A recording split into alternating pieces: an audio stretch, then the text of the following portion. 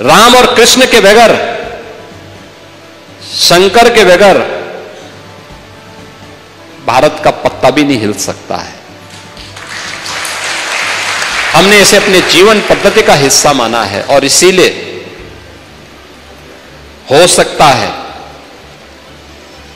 कि डॉक्टर लोहिया की वर्तमान के चेले न मानते हो, लेकिन डॉक्टर लोहिया ने एक बात कही थी। एक बार उनसे पूछा गया था,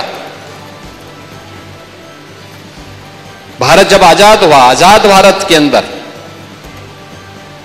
डॉक्टर लोहिया प्रखर समाजवादी थे।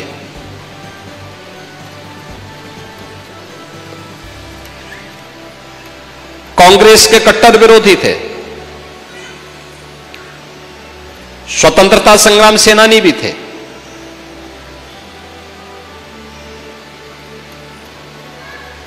आजादी के बाद दुनिया के अंदर आशंका उठाई जा रही थी कि भारत बहुत दिनों तक एक नहीं रह पाएगा, भारत फिर से विभाजित हो जाएगा। उनसे जब पूछा गया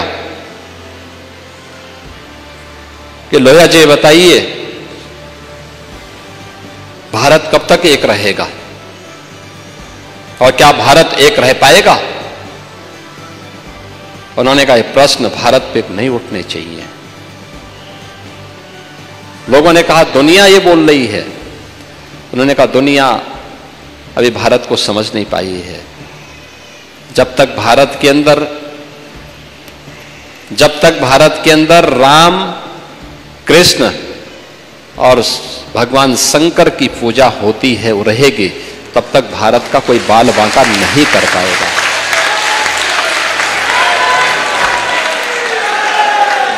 दुनिया की कोई माई का लाल भारत का बाल बांका नहीं कर पाएगा।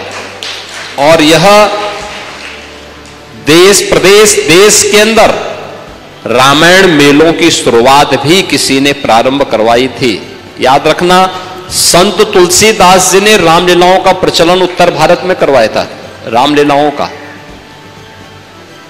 और रामायण मेले का प्रचलन शुरू किया था डॉक्टर लोहिया ने।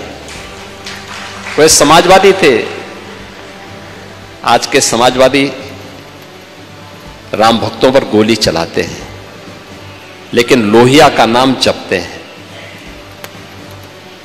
मैंने इसीलिए कहा ना, जब व्यक्ति का आचार और विचार में समन्वय नहीं होता है तो उसकी दुर्गति होती है। और जो राम का विरोधी है उसकी तो दुर्गति हमेशा होनी ही होनी है।